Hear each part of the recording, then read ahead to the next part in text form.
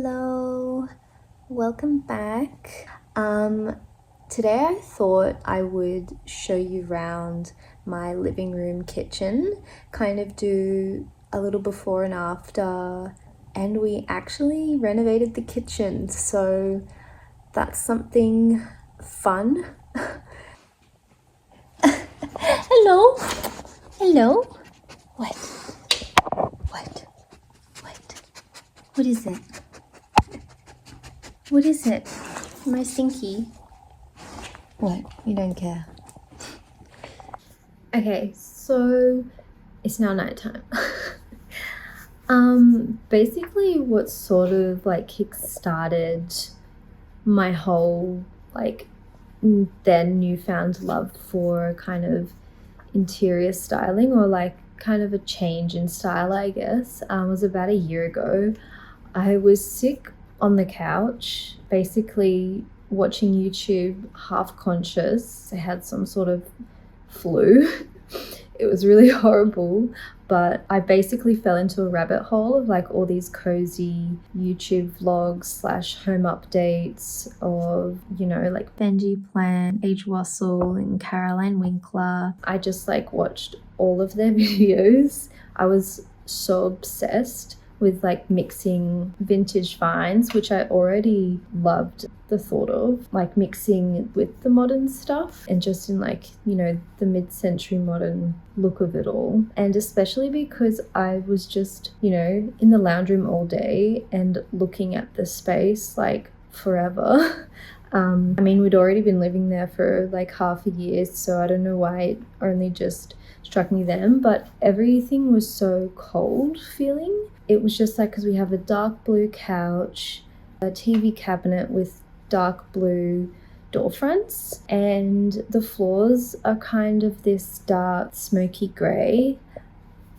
Not the best, but everything was just feeling so cold and so dark. And after watching all of their videos, I was so inspired to just bring some warmth to the space, because it was desperate for like darker wood tones to kind of make it feel more cozy, maybe some more softer textures too to soften it up, and it's slowly getting there.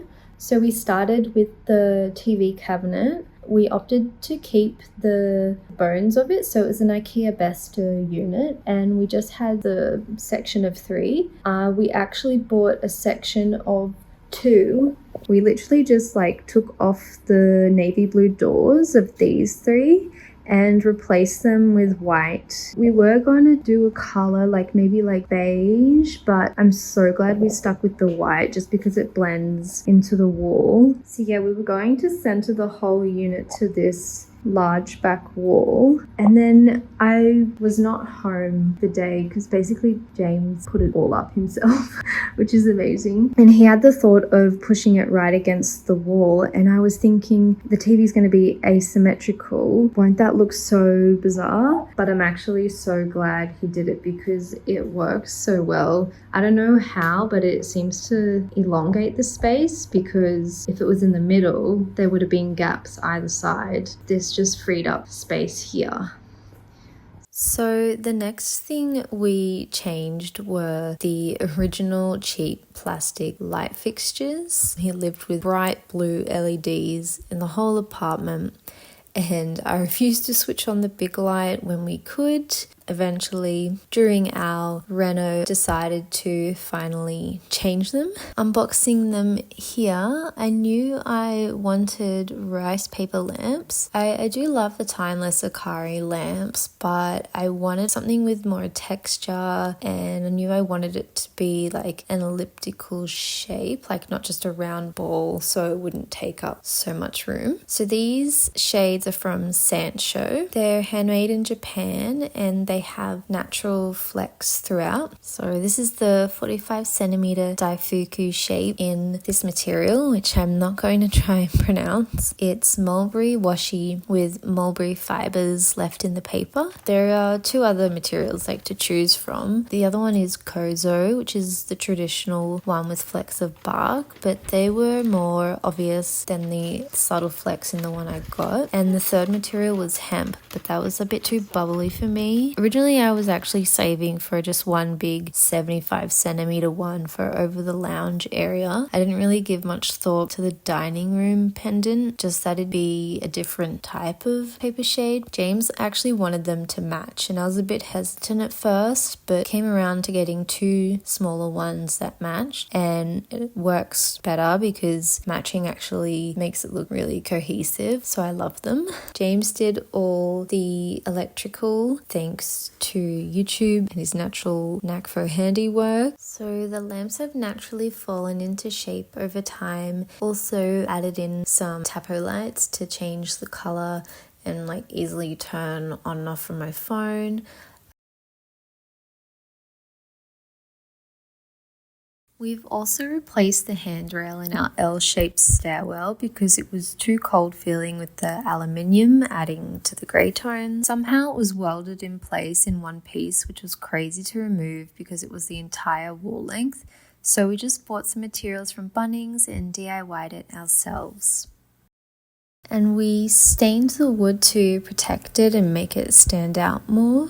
I think it turned out quite nice. Brings a little bit more warmth to the space because there's such high contrast between the flooring and the wall. So I think having this warm wood tone is much better. Just need to hang some art around. This is such a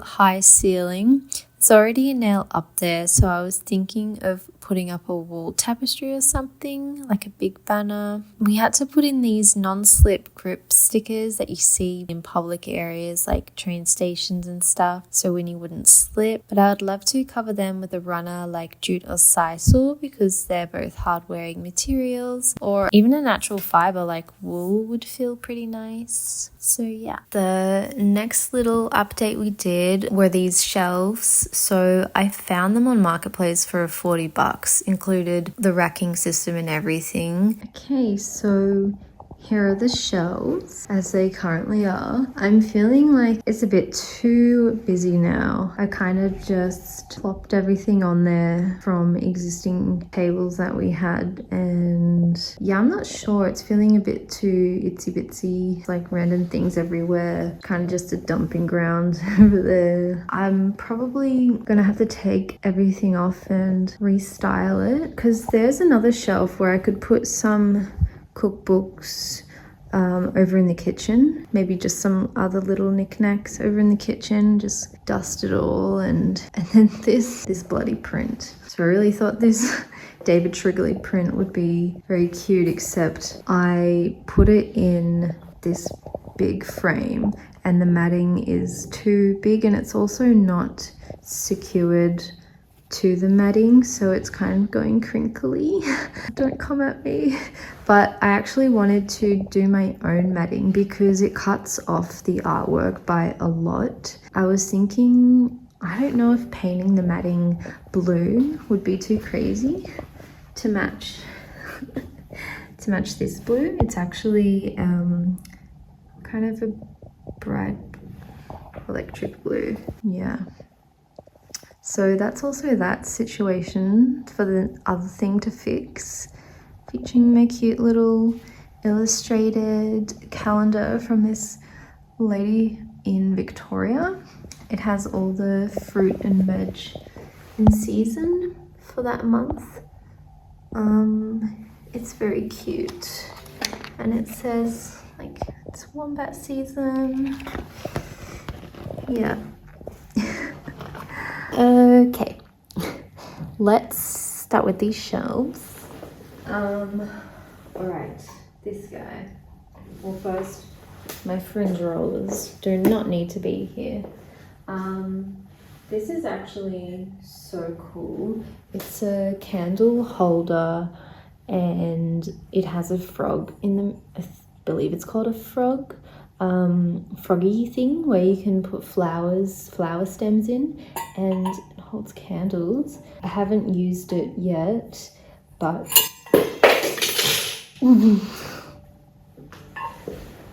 hopefully I can still use it. This clearly comes out. Anyway, I got it off this lady on Facebook Marketplace. She sells a lot of candle holders and objects, and this was marked down to like $20. I was like, this is really cool. Oh my god, I was gonna put it back, but I'm taking stuff off. What am I gonna take a while. There's little figurines everywhere that we actually made. James did this little greyhound and duck, and I made this really disproportionate greyhound, probably more like a borzoi, but it's probably hang this up somewhere. This is from the provider store.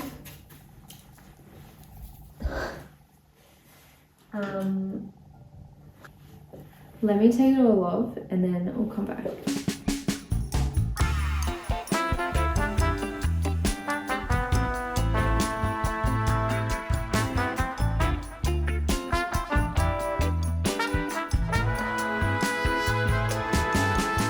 Alrighty, I have filled up the dining table. Let's redo this.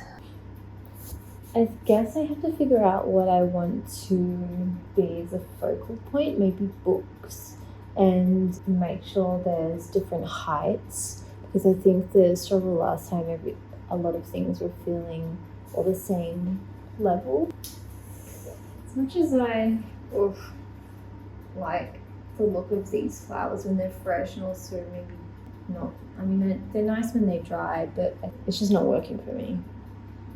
They just look very bringing down the mood, so they're going to be binned. Now this was originally in the pantry, but it made the door not shut all the way. I mean, I thought it was cute here. I don't know, it's kind of fun to see onions and garlics.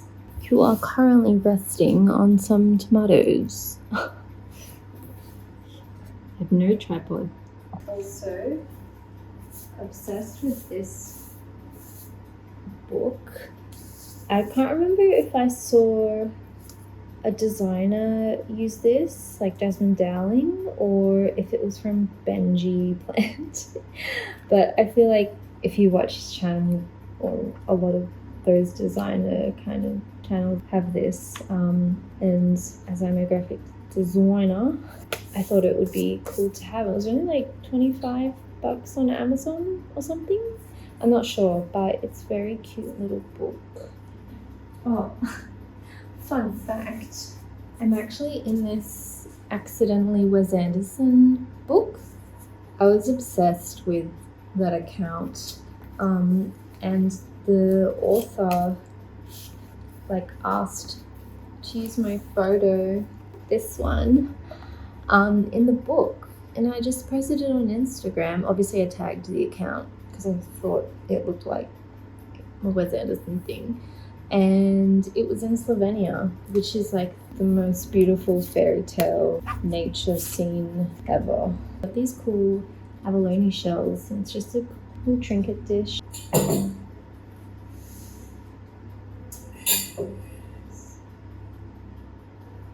this one look strange if I just put one candle in it?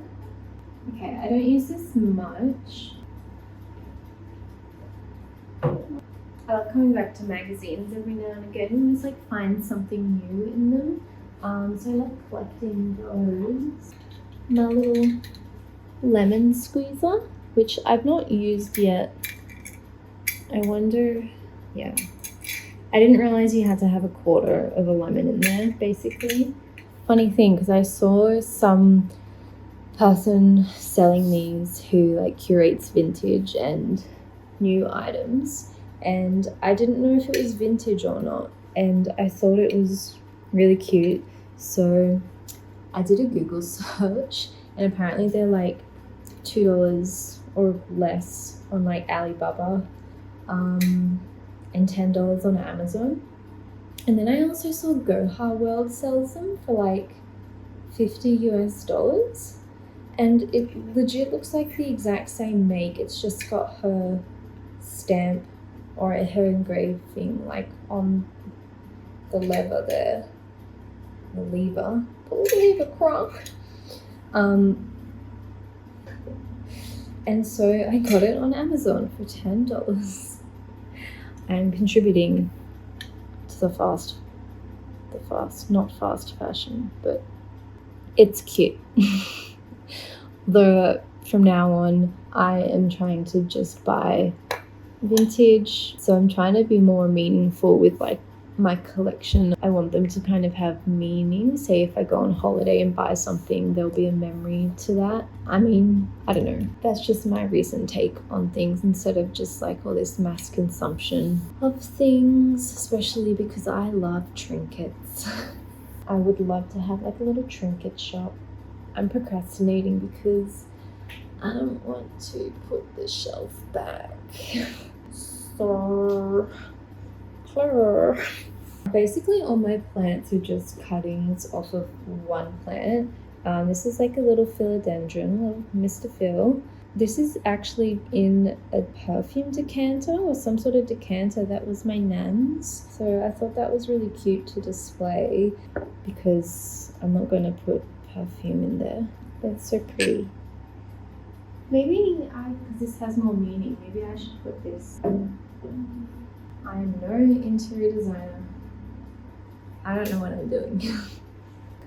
Got this little mushy, it's like felt when I was in Tassie, from this cute little store in Latrobe. I actually am going to do a little vlog about that later. This has turned into a chat and not like, I don't know where to put him. It's kind of very small. Maybe it's somewhere like unexpected, like on top of a photo frame. Oh my god, look at him. You can't see. Some plates that were gifted to me for a housewarming from one of my friends. Now this little guy from Atelier Titi. I got a cat pin from her when I was obsessed with enamel pins back in uni. I feel like everyone was just selling pins. I do love pins. Pins can go there. Alright, I think that's it for this video. The next one I'll definitely be showing the before and after for the kitchen and sort of go through that. For now, that's all. Thank you for watching and see you on the next one. Bye!